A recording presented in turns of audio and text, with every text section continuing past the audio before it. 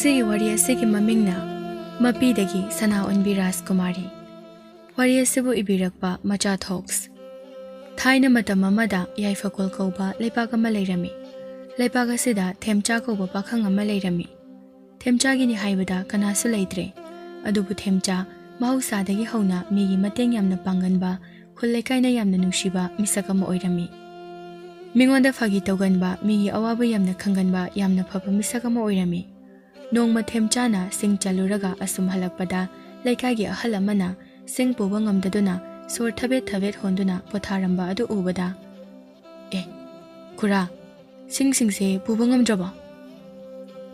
ꯍꯥ, 이붕어, ꯈꯨꯔꯥ ꯑꯩꯈꯣꯏꯗꯤ ꯍꯜ ꯂꯣꯏꯁꯜꯂꯛꯂꯤꯕꯅꯤꯅ ꯄꯥꯡꯒꯜ ꯑꯁꯤ ꯌꯥꯎꯔꯛꯇ꯭ꯔꯦꯅꯦꯍꯦ꯫ ꯌꯨꯝꯗꯅꯦ ꯄꯨꯗꯕꯗꯤ ꯌꯥꯗꯦ꯫ ꯁꯤꯡ ꯂꯩꯇ꯭ꯔꯕꯗꯤ ꯆꯥꯛ ꯏꯁꯤꯡ ꯊꯣꯡꯕꯗꯤ ꯌꯥꯗꯕꯅꯤꯅ ꯌꯥꯟꯕ ꯆꯠꯂꯨꯔꯤꯕ ꯑꯁꯤꯅꯤ꯫ ꯍꯣꯏ ꯈꯨꯔꯥ, ꯌꯥꯝ ꯋꯥꯅꯁꯨ ꯎꯔꯦ꯫ ꯁꯦ ꯈꯨꯔꯥ, ꯑꯩꯅ ꯉꯁꯥꯏ ꯆꯥꯒꯦ ꯍꯥꯏꯗꯨꯅ ꯄꯨꯔꯛꯄ ꯆꯥꯛꯌꯣꯝꯅꯤ꯫ ꯑꯩ ꯑꯝꯇ ꯆꯥꯗ꯭ꯔꯦ, ꯑꯁꯦꯡꯕ ꯆꯥꯕ ꯍꯧꯗ꯭ꯔꯤꯕꯅꯤ꯫ ꯈꯨꯔꯥ, ꯆꯥꯎꯁꯦ꯫ ꯏꯁꯤꯡꯅ ꯁꯤꯗ ꯂꯩꯔꯦ꯫ ꯑꯩꯅ ꯉꯁꯥꯏ ꯎꯇꯣꯡꯗ ꯍꯥꯜꯂꯒ ꯆꯤꯡꯗꯒꯤ ꯄꯨꯔꯛꯄ ꯏꯁꯤꯡꯅꯤ꯫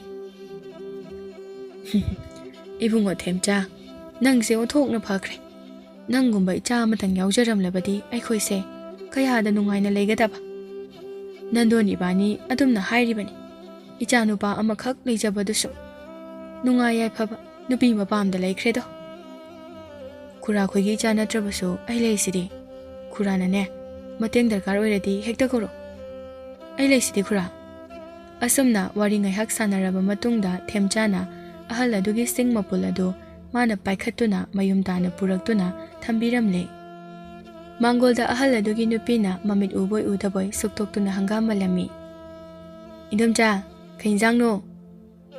ꯍꯩꯃꯥ, ꯊꯦꯝꯆꯥ, ꯍꯪꯒꯥꯝ ꯊꯣꯡꯁꯤꯔ ꯍꯥꯏꯗꯨꯅ ꯃꯜꯂꯝꯕꯅꯤꯅꯦꯍꯦ꯫ ꯅꯪꯕꯨ ꯀꯔꯤ ꯂꯩꯔꯒꯦ? ꯑꯍꯜ ꯑꯗꯨꯅ, ꯊꯦꯝꯆꯥꯁꯦ ꯑꯩꯒ ꯊꯦꯡꯅꯗꯅ ꯑꯩꯅ ꯁꯤꯡ ꯃꯌꯥꯝ ꯑꯗꯨꯒ ꯋꯥꯔꯦ ꯍꯥꯏꯗꯨꯅ ꯄꯣꯊꯥꯔꯤꯉꯩꯗ ꯃꯥ ꯂꯥꯛꯑꯦ꯫ ꯃꯥꯅ ꯌꯨꯝ ꯐꯥꯎꯕ ꯁꯤꯡ ꯑꯁꯦ ꯄꯨꯕꯤꯔꯒꯦ ꯍꯥꯏꯗꯨꯅ ꯄꯨꯔꯛꯂꯤꯕꯅꯤ꯫ ꯑꯁ, ꯊꯦꯝꯆꯥ, ꯏꯆꯥꯗꯤ ꯋꯥꯔꯅꯤꯕꯣ꯫ 이붕어, ꯐꯈ꯭ꯔꯦꯗꯀꯣ ꯅꯪꯁꯦ꯫ ꯍꯦꯛ ꯄꯣꯛꯄ ꯏꯆꯥꯅ ꯐꯥꯎꯕ ꯑꯗꯨꯝꯅ ꯑꯩꯈꯣꯏꯁꯦ ꯇꯧꯕꯤꯗ꯭ꯔꯕꯅꯤ꯫ 이붕어, ꯅꯪ ꯃꯥꯡꯒꯣꯜ ꯑꯣꯏꯌꯨꯀꯣ꯫ ꯏꯟꯗꯣꯝꯆꯥ, ꯁꯤꯕꯨ ꯀꯩꯁꯨ ꯂꯩꯕ ꯊꯕꯛ ꯅꯠꯇꯦꯁꯦ, ꯀꯞꯀꯅꯨꯁꯦ꯫ ꯅꯣꯏꯅ ꯃꯇꯦꯡ ꯗꯔꯀꯥꯔ ꯑꯣꯏꯔꯁꯨꯅꯦ ꯑꯩ ꯑꯗꯨꯝ ꯀꯧꯔꯣ꯫ ꯑꯗꯨ ꯈꯨꯔꯥ, ꯉꯁꯤꯒꯤꯗꯤ ꯑꯩ ꯆꯠꯂꯒꯦꯀꯣ꯫ ꯍꯣꯏ ꯍꯣꯏ, ꯆꯠꯂꯣ ꯆꯠꯂꯣ꯫ ꯑꯣ, ꯅꯨꯡꯁꯤꯗꯀꯣ ꯑꯉꯥꯡꯁꯦ, ꯀꯌꯥꯗ ꯐꯔꯤꯕꯅꯣ꯫ ꯂꯩꯀꯥꯏ ꯑꯁꯤꯗ ꯃꯥꯅ ꯃꯇꯦꯡ ꯄꯥꯡꯕꯤꯗꯕ ꯃꯤꯁꯦ ꯂꯩꯇꯦꯗ꯫ ꯑꯁꯤꯒꯨꯝꯕ ꯃꯤꯁꯦ ꯇꯥꯡꯉꯤꯗꯀꯣ꯫ ꯊꯦꯝꯆꯥꯁꯨ ꯏꯃꯨꯡꯒꯤ ꯊꯕꯛ ꯏꯪꯈꯥꯡ ꯂꯣꯏꯁꯤꯟꯕ ꯂꯣꯏꯔꯒ ꯑꯔꯩꯕ ꯆꯥꯛ ꯏꯟꯁꯥꯡ ꯊꯣꯡ ꯊꯥꯛꯇꯨꯅ ꯆꯥꯔꯦ꯫ ꯑꯗꯨꯒ ꯐꯃꯨꯡ ꯆꯪꯗꯨꯅ ꯄꯣꯊꯥꯔꯝꯃꯤ꯫ ꯉꯥꯏꯍꯥꯛ ꯑꯁꯨꯝ ꯃꯥꯒꯤ ꯄꯨꯟꯁꯤꯒꯤ ꯃꯔꯝꯗ ꯋꯥꯈꯜ ꯇꯧꯔꯝꯕꯗꯒꯤ ꯊꯦꯝꯆꯥ ꯇꯨꯝꯊꯈ꯭ꯔꯦ꯫ ꯃꯍꯥꯛꯅ ꯍꯦꯛ ꯇꯨꯝꯊꯈꯤꯕꯒ ꯃꯥꯒꯤ ꯃꯪꯗ ꯆꯥꯎꯔꯕ ꯎꯃꯪ ꯑꯃꯒꯤ ꯃꯅꯨꯡꯗ ꯂꯩꯕ ꯄꯨꯈ꯭ꯔꯤ ꯑꯃ ꯎꯔꯛꯂꯝꯃꯤ꯫ ꯍꯥꯏꯔꯤꯕ ꯄꯨꯈ꯭ꯔꯤ ꯑꯁꯤꯗ ꯉꯥꯅꯨ ꯑꯆꯧꯕ ꯀꯌꯥꯁꯨ ꯏꯔꯣꯏꯗꯨꯅ ꯁꯥꯟꯅꯔꯝꯃꯤ꯫ ꯃꯥꯅ ꯁꯨꯝ ꯀꯣꯏꯅ ꯌꯦꯡꯂꯛꯄꯗ ꯆꯥꯎꯔꯕ ꯅꯨꯡꯖꯥꯎ ꯑꯃꯒꯤ ꯃꯊꯛꯇ ꯃꯁꯝ ꯂꯝ ꯌꯧꯅ ꯁꯥꯡꯕꯤ, ꯌꯦꯡꯕꯗ ꯁꯨꯃꯠꯐꯝ ꯑꯣꯏꯔꯕꯤ, ꯀꯨꯆꯨ ꯉꯧꯔꯣꯛ ꯉꯧꯅ ꯏ ꯊꯥꯡꯅ ꯉꯧꯔꯕꯤ, ꯑꯁꯨꯛꯀꯤ ꯃꯇꯤꯛ ꯅꯤꯡꯊꯤꯖꯔꯕꯤ ꯂꯩꯁꯥꯕꯤ ꯑꯃ ꯐꯝꯗꯨꯅ ꯀꯞꯇꯨꯅ ꯂꯩꯔꯤꯕ ꯑꯗꯨ ꯎꯔꯛꯂꯝꯃꯤ꯫ ꯑꯁ, ꯐꯖꯈ꯭ꯔꯦꯗ, ꯀꯅꯥꯒꯤ ꯃꯆꯥꯅꯣ? ꯑꯁꯨꯛ ꯐꯖꯕ ꯅꯨꯄꯤꯁꯤꯗꯤ ꯑꯩꯗꯤ ꯑꯃꯨꯛꯇꯁꯨ ꯎꯗ꯭ꯔꯤ꯫ ꯑꯁ, ꯃꯁꯤꯒꯤ ꯅꯨꯄꯤꯁꯦ ꯑꯩꯗꯤ ꯀꯝꯗꯧꯅꯤ, ꯄꯥꯝꯕꯅ ꯂꯣꯏꯔꯦ꯫ ꯑꯗꯨꯒ ꯃꯥꯅ ꯀꯞꯂꯤꯕꯁꯤꯅ ꯀꯔꯤꯒꯤ?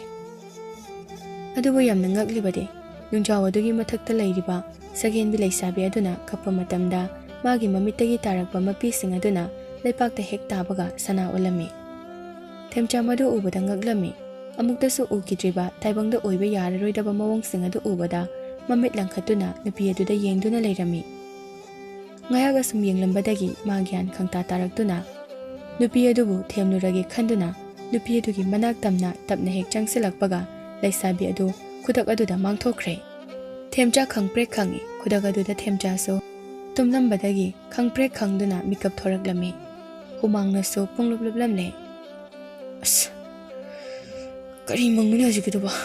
ꯃꯪꯗ ꯎꯈ꯭ꯔꯤꯕ ꯅꯨꯄꯤ ꯑꯗꯨꯒꯤ ꯃꯁꯛ ꯑꯗꯨꯗꯤ ꯑꯣꯟꯊꯣꯛꯅ ꯐꯖꯈ꯭ꯔꯦꯗ꯫ ꯇꯥꯏꯕꯪꯗ ꯃꯥꯗꯧꯅ ꯐꯖꯕꯗꯤ ꯂꯩꯔꯝꯒꯗ꯭ꯔꯥ?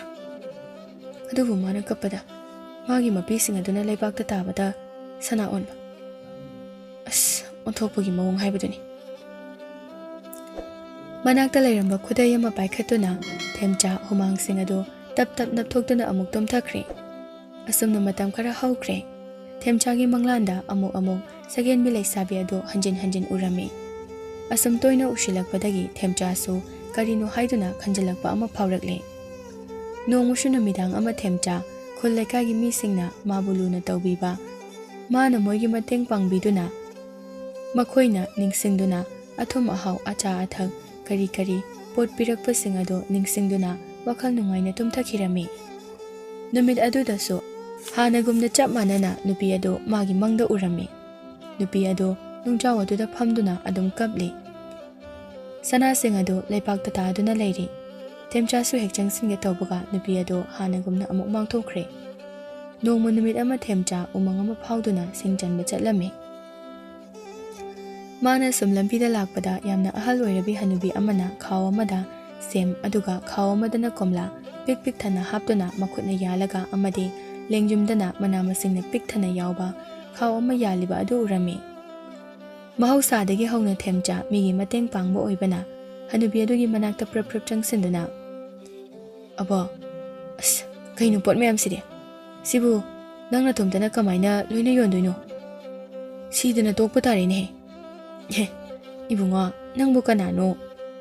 Abo, aise, refa kul lebakta laiba kul macha amadagi lakpani. Singchanba lakpani. Oh, pai. Honagadabani.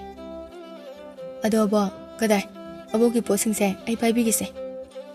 Abokse wadana tokpa tari. Abok puna tandalairo. Hoy isunupa, itomtani lakpa, kanasu yaurakte. Abokti kanamta laitabanina. Itomtane mayam se puba tabani karidi upai lei. Abo laose ai paibiragi ngasidi nangi yumda taglo. Themchana khaw anido makhutna yalaga amana managanda yansilaga hanubi adubu makhut samduna hanubi adubu mayum tana purai. Umang adugi manung jangsin khraga naitom leibe yum macha ama yaure. Isunupa nang waramani pot singdo sida tham. Yare abuki yum yaure. Oh Siro aboki yumse. Kaigino abo, umang sigi manungda abok tang leide. Abok tang leitiye, ichanupi amaga aigata leibani. Abo, aboki ichanupi di kai lekrage. Hanubi aduna khumge hek tawbuga tanja janana. Nganu mayam khongbugi makhol taraklami. Hanubi mumun noglai maithong makalam thoraktuna. Haima, aigi ichanupi hala amale ni he.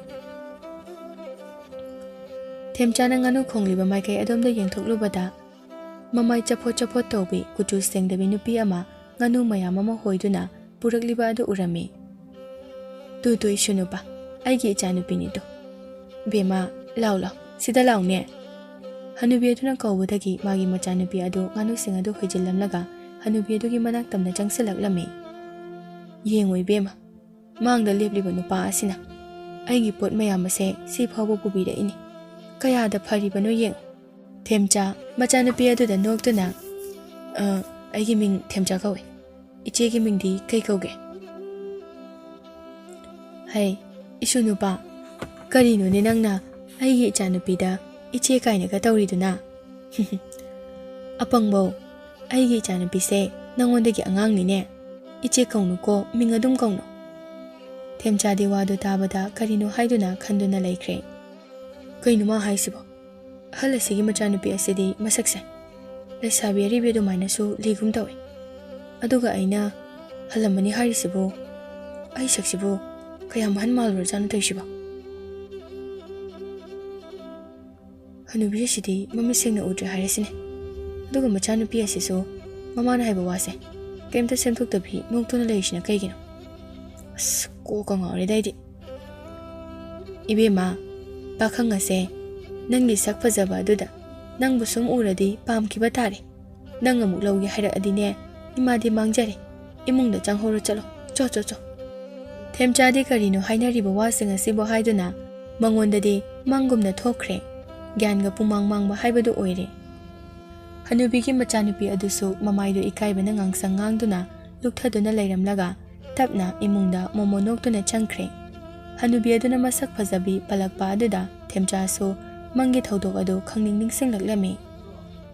Abo kinum thange Karino isu nupa hangu abokna khangba oiradi khumdoke abo mafam asida masam khwaidagi sangbi kuchu ngorok ngobi masag yam phajabi lesabi amaga leiba ubra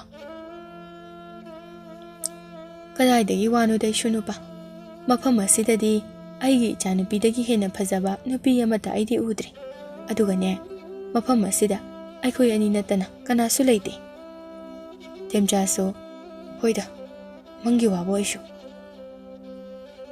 ngaurabra kaino khanduna makhatana hangludre aba aduri ai muk chalage aisu thengkrani ngaiko isu nupa ngakta ngayo ase haiduna hanubi aduna magi phisi dagi posagama pireklami se isu nupa masigi posa lawshilo aikhoi di lairabanina nangoda kari su piba ngamdre masigi pot ase masi tangni aboki leijariba haiba nangna masi puduna nakhoigi yaifako lebak aduda ningthau maharani aduda pirucho makhoina ne nangi mana chauna pigani themcha so hanubi aduna piriba pot adu lausinduna hanubi adugi manaktagi harau na lagle numitumadi wamanduna pothare nongan baga themcha hanubi aduna pirakwa posak adu karino haiduna puthoktuna yengluba tauda ningthaugi konung tamna lagle thongak paduna ibungo nangbu kana unagadabano kari pambano ai ningthauga maharaniga amuta unajage tawbane makhoi anida posak ama pige haiduna pujarakpane adudi ngahak sida leiramuko ai ningthauda hairukige thongakpana ningthaudagi yathang laururaga themchabo ningthau maharanigi manaktamna pushilakle ibungo nangbu ai unage haibadi kari leire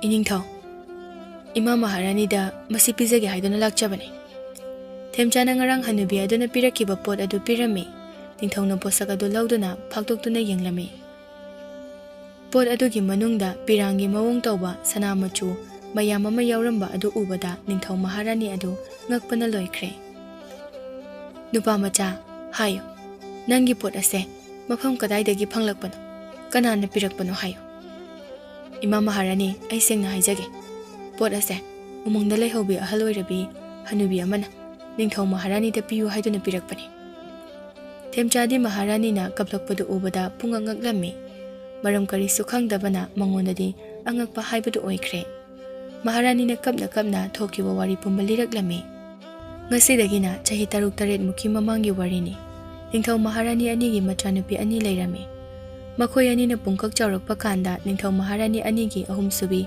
machanupi ama phangjaki machanupi adubu makhoina nujalembi haina nungsina thonbirami nujalembi na pokpa koitringaida mabu bor piba layam kaya ama lakhe layam sing aduki marakta lairembi amana nujalembi da mana kappa matamda magi mapina laipakda thengbada sana onba oyu haiduna bor pibirami aduga mabu matam chupada ngak senbigani haiduna hairame mana sumna hek haiba loibaga pikliba nujalembi khanghodana khangkapkaplakhi mana kappa matamda sana ngakta taraklami madu ubada ningthau maharani yamna penjarami numit adudagi hauna nujalembina kappa khuding mapi adu sana loina olami chahi khara haukraba matungda nujalembi chahi kun suraklami ningthau shu machanupi sing adu laisabi pharaklabanina makhoibu makhoiga chanagataba bor amamam thibiduna luhongbiragi haiduna khanba haurakle amasung machanupi ahumgi manungda amana magi ningthau khubam sinagi haiduna khanjarami nongma ningthau machanupi ahummak magi darbarda kausalami aduga machanupi ahumbu yenglaga asumna hairaklami aigi chanupi ahum ngasidi icha singi mafamda ipa wahang ama hange nakhoi sengna pakhum pinaro khoi pabung hangbiyu yani nakhoi ahumna napa aibu nungshibra yam nungshi pabung machanupi ahana duna aibu hekpokpa ipabu karamna nungshiruduna pabung machanupi singi wadu tabada ningthau adu peladuna momo nokcharami icha singi wa tabada ipa pele adudi hayu ichasa nakhoi ipabu kayamuk nungshi kariga changdamnaba mo nungshi hayu tasi icha ahan nang hana hayu ipa ningthau aina ipa nungshibadi jagat sangsara sida lairiba nupa haiba jat sing asidagi ipa ningthauna khwaidagi hele Macha halgi wadu taraga ningthau adu momon tawduna ichagi wa tabada ipa yamna nungaire ichana napa aibu kayamuk yamna nungshige haibase ngasidi ipa khangli amukshu machanupi yaimada nungshine yengladuna ipagi bema yaima nang amuk hayo nangdi ipase kayamuk yamna nungshi Pabong aina pabongbu kayamuk yamna nungshi haibado Malemda lairiba phazaraba sanalupa manimuta singase masidagi ipa ningthauga khallo hairabadi ipa oina khangani is ichadi ipabu yamna nungsiba jani dana ipa pele ichasa nakhoi singna loina haiba loirabanina icha thombi nang amu hairo ipa tarage Pabong aina pabongbu nungsibadi thongumna nungsi pabong machanupi atombi Nujalembi wadu tabada ningthau adu ingak ngakladuna Karino ibema nangna hariba wasibo aibu thomuk nungsi hariba sibo ipa gyala mata adrene he Babong insang thongba matamda thum thaktrabadi phana hawba insang oirabasu mahau yaudedana adunadi thumgi magulse asuki matik khalle aduna thomuk nungsi haijabane Babong Machanupi atombi Nujalembi na hariba wa adu khanthaba tawdana ningthau adu mapu karim kathaina ribani usitribani haiduna khanduna mai hauna saugalaklami kari haiba aibu thumga changdamna basai laipaki ningthau oiriba aibu thumgumna nungsi haiba hai kana le inaisa masi tanthoko ngasidagi nang konungda amuk khana khongul taba yaroi khango Ase haiduna ningthau aduna manai sing thaduna thum ngakta yawba khawjaw ama laur jo haiduna lawhalure Inaisa chalo thum khawjaw ama puro aduga mangonda thum adu piduna konungi sana thong wangmalana langthokho Nujalembi di mapagi asawbadu ubada pakhatkiduna mapabu themjinnaba kayara khona jarame Babong aina harise amukta tabiyo Babongna wakhalana lawkre Yare ai makha taningre lepo Leipaki ningthau amasu oiriba napa aibu nangna thumga changdamnaba aibu karimnabani Maharani aduna makhoi Babong amukta pukning phathabiyo angang asina khangdraduna pangangda nganglibani Taningdine he Maharani nangshu maga punna tanthoktringaida tumina le aibu hena sawalakano Kari dawri lanmisa chalo lamhenbe se tanthoko Lanmi singa duna Nujalembi bu puduna thokre Nujalembi su kap tuna mama Maharani amadi mapaning thobu kau duna thokhirami Ima Babong iche se aibu hundokpiganu Mama Maharani amadi mache ani so kari so haijaba ngamda kaptuna maru lukthaduna lehore Nujalembi na kaptuna chatkhiba lambida magi mapina laimaida takiba singado sana ngakta onduna tahoriba ado magi ningsing mami oina Mama Maharani na lona laushin hoba natana upai leiramde Numit adudagi hauna Maharani so ningthau aduda walan amata ngangkhidre machagi wakhalda chada thaktaduna kaptuna laikre Asamna matam sum haukibana ningthau so magi asoiba khangjarakduna amadi ngaihakya sawbana thokhankiba thodok adubo ningamlaktraduna machanupi Nujalembi bu lanmi kaya thaduna thiba yaba thihanki adubo machanupi Nujalembi di amukhana thiba phangkhidre Magi khonguliba adum ngamdaduna ngasisu leiri Asamna machanupibu hinglibra sikhrabra khangda mawang mapaw amata tada asam leirakpana nongmo numit ama themchana konungda laktuna pirakhiba pot adu hangdoklubada machanupi Rajkumarina kappa matamda laimaida tabaga onba pirangi mawong tawba sana adu ubada machanupigi khongul ama phangli khanduna ningthau Maharani ani adu asuki matik mathwai nungai jarami kuina thiba phangkidraba machanupi Nujalembi bu thiba phangbagi asa ama ure haiduna khanaduna ningthau Maharani ani du mapi ira chena yengnaduna ngahak leinarami Maharani aduna ibungo nupa macha hayo namagum khanduna aingonda sengna asengba hayo aina asukuina icha kaina bagi maicha khangliba se nangna mukta ko khanbi nangna purakliba pot ase kadai dagino kanana pirakbano ibungo sengna hayo nama se aingonda ningthi nungai na wangang lakhidaba yamna koire aisu yamna ningamaktre Ngami haiduna aina tawkhibadu khalluraga isana isabu yamna waraujare. Nangna pamba sana lupa ai loina pige. Nang asengbudu hayo. Mache anido mayum makai loina panakre. Themchaso makhoi anigi wari singadu taraga makhoigi mataudu uraga yamna nungaijaramde. Ipa ningthau Ima Maharani aina khangba wasingdo ai loina haijage. Aina ngasi purakliba pot ase umangda leihaubi hanubi amana nakhoi ani da piru cho haibagi ai lakpani. Ibungo adudi haujingma aikhoi bu hanubi adugi mayum tana puro lao.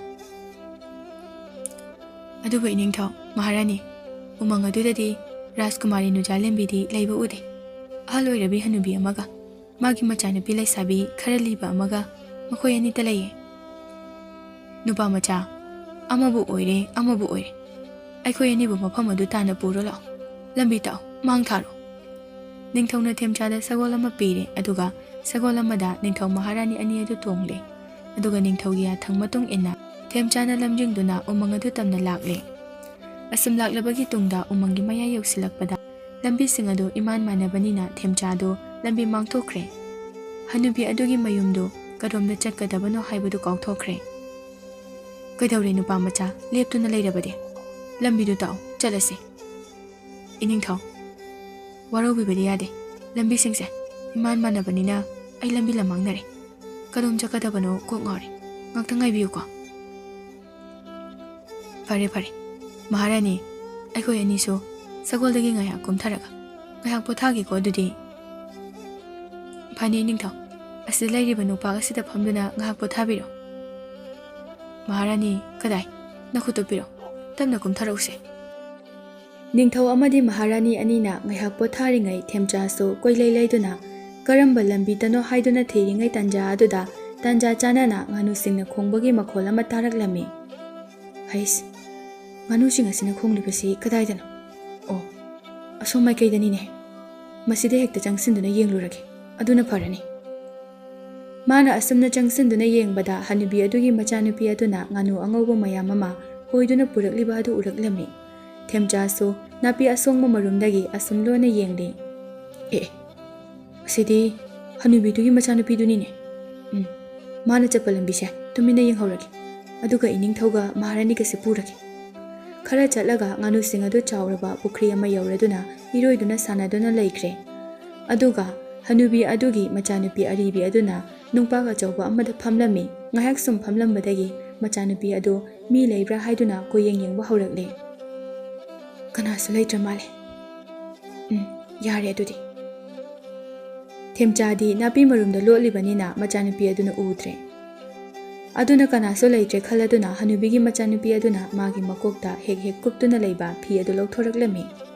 Makokta koplamba phi adu hek lokthokibaga hanubigi machanupi aribi adu asuki matik phajarabi nupi ama olaklami. Masamsu lam yongna sangi ngorok ngoba kuchu aduna amuke na mitpham hongba ngamdana ningthijarami. Masak matau phajarabi laisabi adu khanghodana makhol hauna wawa kapthorakle. Asum leptana kaplakpana magi mapi sing adu leibakta tabada sana loina onkirami. Matau adu ubuda Themchadi ngakpana kham thengkhre. Sidi Rajkumari Nujalembi nitana. As othokna phajakre da sidi. Hais nupi se ai hana ukre. Kaidana. Kaino ngasi tawriba thawdoksiba. Aigi manglanda hanjin ukiba thawdoksingduni. As aibo mangla taibangla kok ngawre. Themchadi mangdo ukibaga chap manana tawrakpa aduda ngakpana loikre. Amadi nupi adugi phajabada pungaw ngawkhirami. Mana wakhal amada tawringaida magi manakta tariba usa adu uhaudaduna makhongna neshilure. Adudagidi makhol hauna thoraklami. Napi adushu makholdu tabada kaplambadagi khangpre khangduna makoki fi adu amuk fat upshinduna tunghanna yenglamdana kanna chenkre. Themchana tanaba phanghaudre kawbusu nanghaudre. Themchasu tawfam khangda ngaihak leptuna lehore adudagidi ningthauga Maharani gadu khangning ningsinglangtuna makhoigi manak tana amuk lakle. Iningthau Maharani lambi khanglani chanaba tawrase. Hoi bungo thengle chanaba tawrase. Maharani lao sagolda kakhalase. Maharani aduna nupa macha thuna chasi. Ai icha uningbana isase leiba ngamdre. Pani ma Maharani ꯑꯁꯣꯝꯗꯅ ꯀꯝꯗꯧꯔꯤ ꯆꯦꯟꯈꯤꯕ ꯃꯆꯥꯅꯨꯄꯤ ꯑꯗꯨꯅ ꯃꯌꯨꯝꯗ ꯍꯜꯂꯛꯇꯨꯅ ꯍꯅꯨꯕꯤꯗ ꯄꯥꯎ ꯄꯨꯝꯕ ꯂꯣꯏꯅ ꯇꯝꯂꯨꯔꯦ꯫ ꯍꯅꯨꯕꯤꯅ ꯃꯥꯒꯤ ꯋꯥꯗꯨ ꯇꯥꯔꯒ ꯁꯤꯊ ꯅꯣꯛꯂꯝꯃꯤ꯫ ꯏꯕꯦꯝꯃ ꯔꯥꯖꯀꯨꯃꯥꯔꯤ ꯅꯨꯖꯥꯂꯦꯝꯕꯤ, ꯍꯧꯖꯤꯛꯇꯤ ꯅꯪꯒꯤ ꯑꯋꯥꯕꯒꯤ ꯃꯇꯝ ꯂꯣꯏꯔꯦ꯫ ꯆꯠꯂꯣ, ꯅꯪꯒꯤ ꯑꯁꯦꯡꯕ ꯁꯛꯇꯝꯗ ꯑꯣꯟꯗꯨꯅ ꯏꯃꯨꯡꯗ ꯂꯩꯔꯨꯔꯣ꯫ ꯅꯪꯒꯤ ꯏꯃꯥꯒ ꯄꯥꯕꯨꯡꯒꯅ ꯅꯪꯕु ꯂꯧꯕ ꯁꯣꯏꯗꯅ ꯂꯥꯛꯂꯅꯤ꯫ ꯑꯁꯦꯡꯕꯒꯤꯔꯣ ꯏꯃꯥ?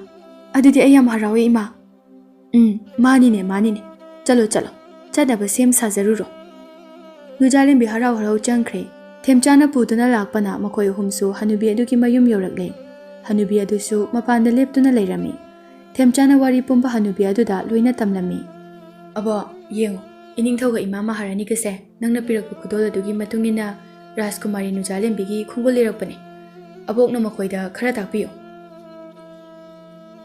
ꯅꯤꯡꯊꯧ ꯃꯍꯥꯔꯥꯅꯤ, ꯑꯩꯗꯤ ꯌꯥꯝꯅ ꯂꯥꯏꯔꯔꯦ꯫ ꯆꯥꯅꯤꯡꯉꯥꯏ ꯊꯛꯅꯤꯡꯉꯥꯏ ꯌꯥꯝꯅ ꯂꯩꯖꯕ ꯅꯠꯇꯦ꯫ ꯑꯗꯨꯅ ꯂꯩꯄꯥꯛꯀꯤ ꯅꯤꯡꯊꯧ ꯃꯍꯥꯔꯥꯅꯤ ꯑꯃ ꯂꯥꯛꯂꯕꯅꯤꯅ ꯑꯩꯒꯤ ꯂꯥꯏꯔ ꯈꯥꯡꯄꯣꯛꯁꯪ ꯑꯁꯤꯗ ꯊꯣꯡꯖꯕ ꯃꯊꯦꯜ ꯈꯔ ꯍꯥꯟꯅ ꯆꯥꯕꯤꯈꯣ꯫ ꯑꯗꯨꯒꯅꯦ, ꯑꯗꯣꯝꯅ ꯄꯥꯝꯂꯤꯕ ꯄꯥꯎꯈꯨꯝꯁꯤꯡ ꯑꯗꯣ ꯂꯣꯏꯅ ꯄꯤꯖꯔꯒꯦ꯫ ꯑꯁꯤ ꯍꯥꯏꯗꯨꯅ ꯍꯅꯨꯕꯤ ꯑꯗꯨꯅ ꯃꯊꯦꯜ ꯂꯨꯀꯣꯏ ꯈꯔ ꯂꯥꯡꯂꯦ ꯑꯗꯨꯒ ꯅꯤꯡꯊꯧ ꯑꯃꯗꯤ ꯃꯍꯥꯔꯥꯅꯤꯕꯨ ꯌꯦꯠ ꯑꯣꯏꯗ ꯐꯝꯍꯟꯗꯨꯅ ꯄꯤꯖꯔꯦ꯫ ꯏꯅꯤꯡꯊꯧ ꯃꯍꯥꯔꯥꯅꯤ ꯂꯝꯁꯥꯡ ꯂꯥꯛꯄꯒꯤ ꯋꯥꯔꯝꯂꯅꯤ, ꯆꯥꯕ ꯍꯧꯔꯣ꯫ ꯊꯦꯝꯆꯥ, ꯅꯪꯗꯤ ꯀꯣꯟꯅ ꯑꯕꯣꯛꯍꯣꯏꯒ ꯆꯥꯔꯁꯤ, ꯉꯥꯏꯍꯥꯛ ꯉꯥꯏꯔꯣꯀꯣ꯫ ꯍꯣꯏ, ꯌꯥꯏꯗ ꯑꯕꯣꯛ꯫ ꯏꯅꯤꯡꯊꯧꯒ ꯏꯃꯥ ꯃꯍꯥꯔꯥꯅꯤꯒ ꯍꯥꯟꯅ ꯄꯤꯖꯕꯤꯔꯣ꯫ ꯑꯗꯨꯕꯨ ꯅꯤꯡꯊꯧ ꯑꯃꯗꯤ ꯃꯍꯥꯔꯥꯅꯤꯅ ꯍꯅꯨꯕꯤ ꯑꯗꯨꯅ ꯄꯨꯊꯣꯔꯛꯂꯤꯕ ꯃꯅꯝ ꯅꯨꯡꯁꯤꯔꯕ, ꯌꯦꯡꯕꯗ ꯑꯁꯨꯛꯀꯤ ꯃꯇꯤꯛ ꯐꯖꯔꯕ, ꯍꯥꯎꯒꯗꯕ, ꯃꯨꯜꯂꯕ ꯃꯊꯦꯜꯁꯤꯡ ꯑꯗꯨ ꯍꯦꯛ ꯆꯥꯔꯨꯕ ꯃꯇꯝꯗꯗꯤ ꯊꯨꯝ ꯑꯃꯠꯇ ꯍꯦꯛ ꯊꯥꯛꯂꯝꯗ꯭ꯔꯦ, ꯂꯣꯏꯅ ꯄꯨꯡꯆꯝ ꯆꯝꯂꯝꯂꯦ꯫ ꯅꯤꯡꯊꯧꯅ, ꯀꯔꯤ ꯏꯟꯁꯥꯡꯅꯣ ꯁꯤꯗꯤ? ꯊꯨꯝ ꯑꯃꯠꯇ ꯌꯥꯎꯗꯕꯁꯤꯗꯤ? ꯅꯪꯒꯤ ꯏꯟꯁꯥꯡꯁꯤꯗꯤ ꯊꯨꯝ ꯊꯥꯛꯄ ꯀꯥꯎꯔ ꯃꯥꯜꯂꯤꯅꯦ ꯑꯍꯜ꯫ ꯃꯁꯤꯗꯤ ꯃꯍꯥꯎ ꯑꯃꯠꯇ ꯍꯦꯛ ꯌꯥꯎꯗ꯭ꯔꯦ꯫ ꯃꯍꯥꯔꯥꯅꯤꯅ ꯆꯈꯣꯝ ꯑꯃ ꯍꯨꯛꯄꯗꯁꯨ ꯏꯟꯁꯥꯡꯁꯤꯡ ꯑꯗꯨ ꯊꯨꯝ ꯑꯃꯠꯇ ꯌꯥꯎꯔꯝꯗ꯭ꯔꯦ꯫ ꯇꯟꯖꯥ ꯑꯗꯨꯗ ꯏꯈꯪ ꯈꯪꯍꯧꯗꯅ ꯔꯥꯖꯀꯨꯃꯥꯔꯤ ꯅꯨꯖꯥꯂꯦꯝꯕꯤꯕꯨ ꯍꯅꯨꯕꯤ ꯑꯗꯨꯅ ꯀꯧꯊꯣꯔꯛꯂꯦ꯫ ꯕꯦꯝꯃ, ꯃꯄꯥꯟꯗ ꯊꯣꯔꯛꯎ ꯂꯥꯎ, ꯅꯪꯒꯤ ꯃꯇꯝ ꯌꯧꯔꯦ꯫ ꯔꯥꯖꯀꯨꯃꯥꯔꯤ ꯅꯨꯖꯥꯂꯦꯝꯕꯤ ꯎꯕꯗ ꯃꯄꯥ ꯅꯤꯡꯊꯧ ꯃꯃꯥ ꯃꯍꯥꯔꯥꯅꯤ ꯉꯛꯄꯅ ꯈꯝ ꯊꯦꯡꯂꯦ ꯑꯃꯁꯨꯡ ꯃꯕꯨꯛꯅꯤꯡ ꯅꯨꯡꯁꯤꯗꯨꯅ ꯀꯞꯂꯦ꯫ ꯀꯨꯏꯅ ꯎꯔꯨꯗ꯭ꯔꯕ ꯅꯨꯡꯁꯤꯔꯕ ꯃꯆꯥꯅꯨꯄꯤ ꯎꯕꯗ ꯃꯍꯥꯔꯥꯅꯤꯗꯤ ꯅꯣꯡ ꯈꯥꯛꯄꯒꯨꯝꯅ ꯍꯧꯅ ꯀꯞꯂꯛꯂꯦ꯫ ꯏꯃꯥꯒꯤ ꯏꯕꯦꯝꯃ ꯅꯨꯖꯥꯂꯦꯝꯕꯤ, ꯏꯆꯥ ꯎꯕ ꯐꯪꯗꯕ ꯏꯃꯥꯗꯤ ꯆꯍꯤ ꯀꯌꯥ ꯍꯦꯜꯂꯦ꯫ ꯏꯆꯥꯗꯤ ꯂꯩꯁꯥ ꯃꯄꯨꯡ ꯐꯥꯔꯝꯂꯦꯗꯅ, ꯍꯦꯟꯅ ꯑꯗꯨꯝ ꯐꯖꯕ ꯍꯦꯟꯒꯠꯂꯝꯂꯦꯗꯅ꯫ ꯑꯣ ꯅꯨꯡꯁꯤꯗ! ꯏꯄꯥꯒꯤ ꯅꯨꯖꯥꯂꯦꯝꯕꯤ, ꯏꯆꯥ ꯊꯣꯏꯕꯤ, ꯏꯄꯥ ꯏꯆꯥꯒꯤ꯫ ꯅꯤꯡꯊꯧ ꯑꯗꯨꯅ ꯋꯥ ꯍꯥꯏꯕ ꯂꯣꯏꯗ꯭ꯔꯤꯉꯩꯗ ꯍꯅꯨꯕꯤ ꯑꯗꯨꯅ ꯋꯥ ꯊꯠꯂꯛꯏ꯫ ꯅꯤꯡꯊꯧ, ꯅꯪ ꯍꯧꯖꯤꯛꯇꯤ ꯈꯪꯂꯕ꯭ꯔꯥ? ꯐꯅ ꯍꯥꯎꯔꯕ ꯏꯟꯁꯥꯡ ꯑꯣꯏꯔꯕꯁꯨ, ꯐꯅ ꯃꯅꯝ ꯅꯨꯡꯁꯤꯔꯕꯁꯨ, ꯊꯨꯝ ꯍꯥꯏꯕ ꯄꯣꯠ ꯑꯁꯤ ꯌꯥꯎꯗ꯭ꯔꯕꯗꯤ ꯄꯨꯡꯆꯝ ꯆꯝꯃꯤ, ꯃꯍꯥꯎ ꯑꯃꯠꯇ ꯂꯩꯇꯦ ꯍꯥꯏꯕꯁꯦ꯫ ꯃꯇꯝ ꯑꯗꯨꯗ ꯅꯪꯒꯤ ꯅꯆꯥꯅꯨꯄꯤ ꯑꯇꯣꯝꯕꯤꯅ ꯅꯪꯕꯨ ꯊꯨꯝꯒꯨꯝꯅ ꯅꯨꯡꯁꯤ ꯍꯥꯏꯅ ꯍꯥꯏꯈꯤꯕ ꯑꯗꯣ, ꯅꯪꯒ ꯊꯨꯝꯒ ꯆꯥꯡꯗꯝꯅꯩ ꯍꯥꯏꯗꯨꯅ ꯅꯆꯥꯅꯨꯄꯤꯕꯨ ꯎꯁꯤꯠꯇꯦ ꯍꯥꯏꯗꯨꯅ ꯊꯨꯝ ꯕꯣꯔꯥ ꯑꯃ ꯄꯤꯔꯒ ꯇꯥꯟꯊꯣꯔꯛꯈꯤꯕꯗꯣ, ꯉꯁꯤꯗꯤ ꯅꯪ ꯊꯨꯝꯒꯤ ꯃꯒꯨꯟ ꯈꯪꯂꯕ꯭ꯔꯥ? ꯍꯅꯨꯕꯤ ꯑꯗꯨꯒꯤ ꯋꯥ ꯑꯗꯨ ꯇꯥꯕꯗ ꯅꯤꯡꯊꯧ ꯑꯗꯨ ꯏꯀꯥꯏꯕꯅ ꯃꯃꯥꯏ ꯑꯗꯨ ꯂꯨꯛꯊꯗꯨꯅ ꯂꯩꯈ꯭ꯔꯦ꯫ ꯃꯁꯥꯒꯤ ꯑꯁꯣꯏꯕ ꯃꯔꯥꯜ ꯑꯗꯨꯁꯨ ꯃꯥ ꯇꯁꯦꯡꯅ ꯉꯁꯤꯗꯤ ꯌꯥꯖꯔꯦ꯫ ꯅꯤꯡꯊꯧꯅ ꯇꯞꯅ ꯍꯥꯏꯔꯛꯏ, ꯏꯄꯥꯒꯤ ꯏꯕꯦꯝꯃ ꯅꯨꯖꯥꯂꯦꯝꯕꯤ, ꯏꯄꯥ ꯏꯆꯥꯒꯤ ꯅꯐꯝꯗ ꯃꯥꯏꯊꯤꯔꯦ, ꯏꯄꯥ ꯂꯥꯜꯂꯦ꯫ ꯏꯆꯥꯅ ꯏꯄꯥꯕꯨ ꯑꯃꯨꯛꯇꯗꯤ ꯉꯥꯛꯄꯤꯌꯨ꯫ ꯅꯄꯥ ꯑꯩꯕꯨ ꯑꯁꯨꯛ ꯅꯨꯡꯁꯤꯖꯔꯕ ꯏꯆꯥꯗ ꯏꯄꯥꯅ ꯌꯥꯝꯅ ꯂꯥꯟꯈ꯭ꯔꯦ꯫ ꯏꯄꯥ ꯏꯆꯥꯗ ꯌꯥꯝꯅ ꯂꯥꯜꯂꯤ ꯏꯆꯥꯇꯣꯝꯕꯤ꯫ ꯑꯁꯨꯝꯅ ꯃꯄꯥ ꯃꯃꯥ ꯃꯆꯥꯅꯨꯄꯤ ꯃꯈꯣꯏ ꯑꯍꯨꯝꯗꯨ ꯀꯣꯟꯗꯨꯅ ꯀꯞꯃꯤꯟꯅꯔꯦ꯫ ꯅꯨꯖꯥꯂꯦꯝꯕꯤ, ꯉꯁꯤꯗꯤ ꯅꯪꯁꯨ ꯅꯪꯒꯤ ꯏꯃꯥ ꯄꯥꯕꯨꯡꯒꯤ ꯃꯅꯥꯛꯇ ꯂꯩꯔꯨꯔꯣ꯫ ꯅꯤꯡꯊꯧ, ꯅꯆꯥꯅꯨꯄꯤꯁꯦ ꯃꯇꯝ ꯈꯔ ꯑꯩꯒꯤ ꯉꯥꯅꯨ ꯁꯦꯟꯅꯕꯤꯗꯨꯅ ꯑꯩꯒꯤ ꯅꯥꯛꯇ ꯂꯩꯕꯤꯕꯁꯦ ꯑꯩꯗꯤ ꯂꯥꯏꯕꯛ ꯌꯥꯝꯅ ꯐꯔꯕꯅꯤ꯫ ꯉꯁꯤꯗꯒꯤꯗꯤ ꯅꯈꯣꯏꯗ ꯑꯃꯨꯛ ꯁꯤꯟꯅꯔꯕꯅꯤꯀꯣ꯫ ꯏꯃꯥ, ꯅꯪꯒꯤ ꯅꯥꯛꯇ ꯑꯩ ꯃꯇꯝ ꯈꯔ ꯂꯩꯕ ꯐꯪꯖꯕꯁꯦ ꯑꯩꯁꯨ ꯌꯥꯝꯅ ꯍꯔꯥꯎꯏ꯫ ꯍꯅꯨꯕꯤ ꯑꯗꯨ ꯅꯣꯛꯂꯒ, ꯏꯆꯥꯅꯨꯄꯤ, ꯅꯃꯥ ꯑꯩꯒꯤꯗꯤ ꯀꯔꯤꯁꯨ ꯄꯤꯅꯤꯡꯉꯥꯏ ꯂꯩꯇꯦ꯫ ꯉꯁꯤꯗꯒꯤ ꯑꯩꯒꯤ ꯌꯨꯝꯁꯦ